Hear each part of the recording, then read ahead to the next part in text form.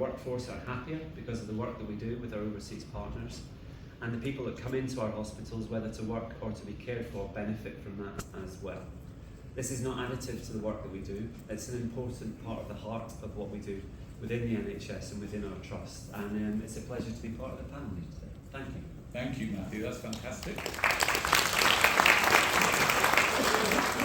I'm delighted that we've got Dr. Diana Atween, who's the Permanent Secretary of the Ministry of Health of Uganda, and a doctor as well. And she particularly specialises in integrity, transparency, and results-orientated care. So that sounds a fantastic combination.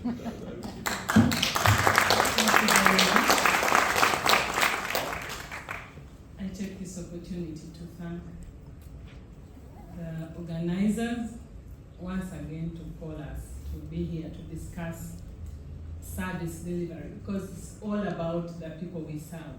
It's all about our patients, all about the citizens that we serve. So I'm here, I'm excited that we are going to discuss and discuss and discuss and come up with the resolutions that we are going to go back and implement.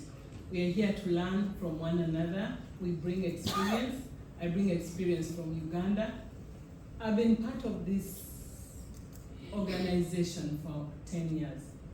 We started as Uganda-UK Alliance with Professor Jade here, and we expanded this, and we see it now really coming together as global health, and we are discussing system strengthening, efficiency, and also focusing on the community. I'm excited. I'm here to share my experience. Thank you very much. Thank you. Thank you. And lastly, I don't know, Professor Jed Byrne, I suspect he probably doesn't need much introduction to many of you. I've already nicked something off him actually already, but he is the Director of Global Health and has done so many things, I'm not even going to go into them, but we're delighted you're here, Jed. Thanks very much indeed. It is actually brilliant. I mean, I was just reflecting on the origins of this conference. My friend Ben Moses many years ago, where and it's really come on quite incredibly since that period of time. The second thing I was reflecting on is I'm a practicing surgeon, and my colleague and friend, Professor Patel, who is our current president of the Royal College of Physicians, you'll obviously excuse me by saying I'm somewhat nervous being a surgeon in these environments, because I think at any stage somebody's likely to throw me out. And then the final thing to say, just to introduce this session really, is as a medical student from a wide participation background in the 1980s, I accidentally found myself in Chennai in South India on a medical elective via Afghanistan. Those 3 months then changed my life. And many years later, the passion and the drive and the observation of how learning environments can positively impact the lives and practice of clinical staff has never left me. And as I've started to understand that and recognise that the underpinning framework for that transformation in healthcare work is partnership, to be on this panel is indeed a real pleasure and privilege. Thank you, Jed. That's fantastic. So we're going to have a sort of discussion now. So you can put just come in when you want. But the first thing I wanted to know is, what does partnership actually mean? We say about partnership, but how do we maintain that it's an equal partnership and it's not one taking from the other? I just wondered if anyone had something to say on that. Matthew, do you want to? I think partnership's about doing something where you achieve more together than you could singly. I think where you learn from each other in a respectful way, and where you come away from it better able to do your own task because what you've learned from being in a partnership together. It's important though, it's about doing things.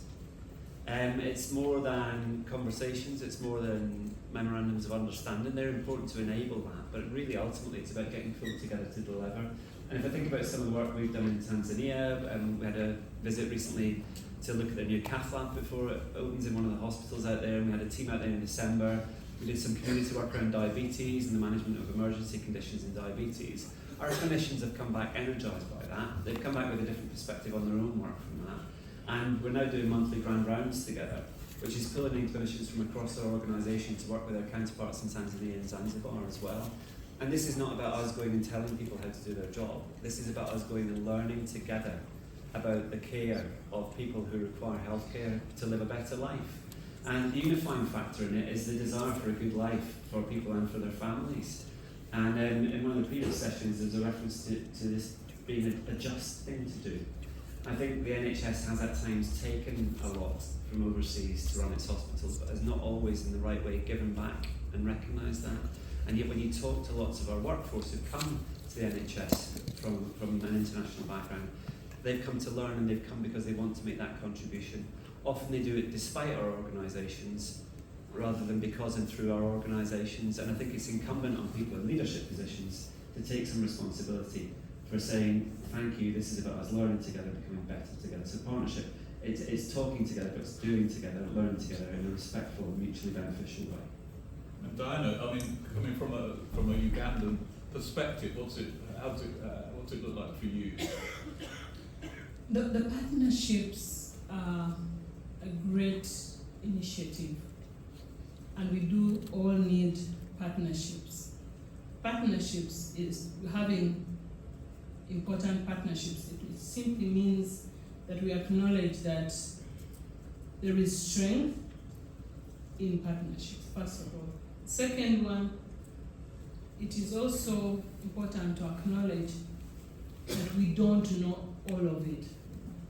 In partnership, you learn from your partner. I was just thinking about osmosis vis-a-vis equilibrium. Osmosis, everything moves from one direction and goes to the other side. And I think over time, that's what we used to see.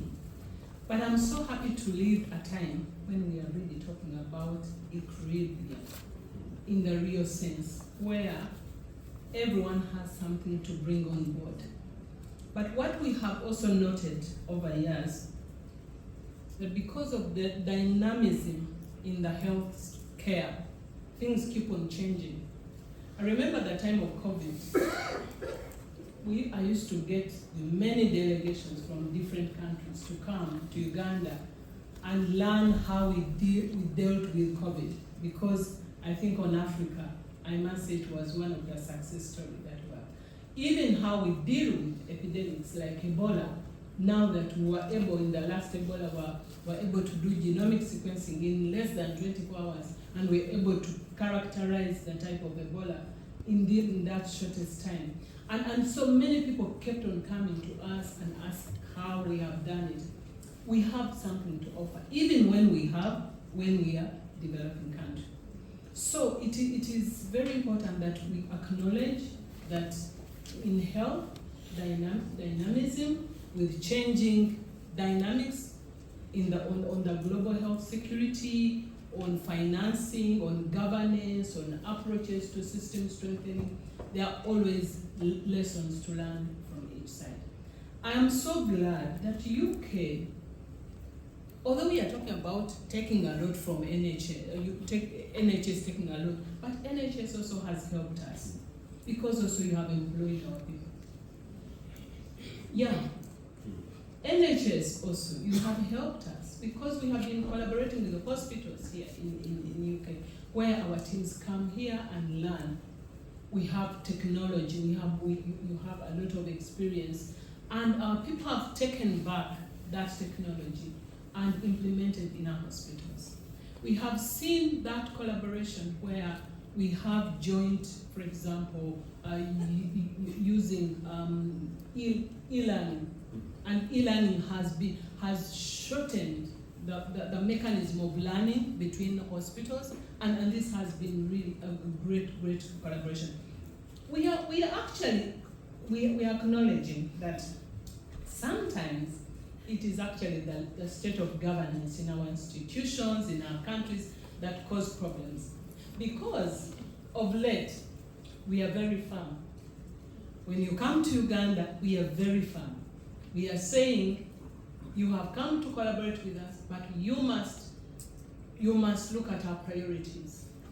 You must request to work with us in the area that we think that it is a priority. Before, it was a taboo. We will not talk about that because you fear the money would go back. intention, and you just wait to be told how this, either this research or this project or this one, coming to support, and then you are saying, yes, yes, now things are changing. We are saying, my plan is here, my priority is here. If you want to come and work with me, this is what it is. If you don't align, sorry, I'm sorry, we shall be friends, but not partners in this. And that's